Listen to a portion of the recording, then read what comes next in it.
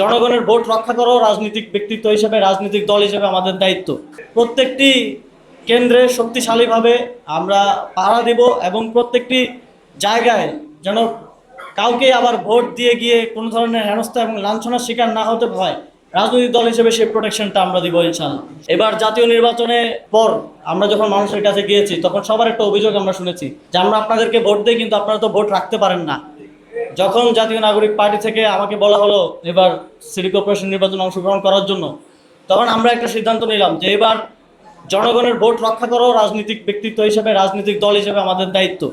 আমরা যদি জনগণের ভোট রক্ষা না করতে পারি তাহলে জনগণ আমাদেরকে আর ভোট দিতে আসবে না, তারা আমাদের উপর থেকে আস্থা হারাবে। সেই জায়গা থেকে আমরা সর্বপ্রথম গুরুত্ব দিয়েছি শক্তিশালী সংগঠন তৈরিতে।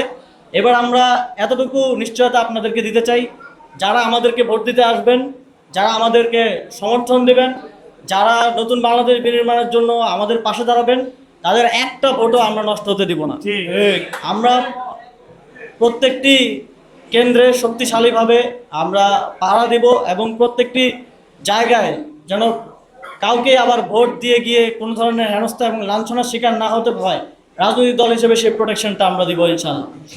এবং আগামীর বাংলাদেশ বিনির্মাণে একই সাথে আমরা পলিসির জায়গা থেকে যেমন সুন্দর পলিসি নিয়ে আসবো, একইভাবে একটা শক্তিশালী সুন্দর রাজনৈতিক সংগঠন গড়ে তোলার মধ্য দিয়ে আগামীর বাংলাদেশে জনগণের প্রকৃত প্রোটেক্টর এবং জনগণের উন্নয়নের জন্য এবং দেশের সুন্দর বাংলাদেশ বিনির্মাণের জন্য আমরা কাজ করে যাব। সেই লড়াইয়ে আপনারা আমাদের পাশে বিগত সময়ে যেভাবে ছিলেন, 24শে জুলাই গণঅভ্যুত্থান থেকে জাতীয় নির্বাচন পর্যন্ত যেভাবে ছিলেন, সামনের দিনগুলোতে সেভাবে আমাদের পাশে থাকবেন।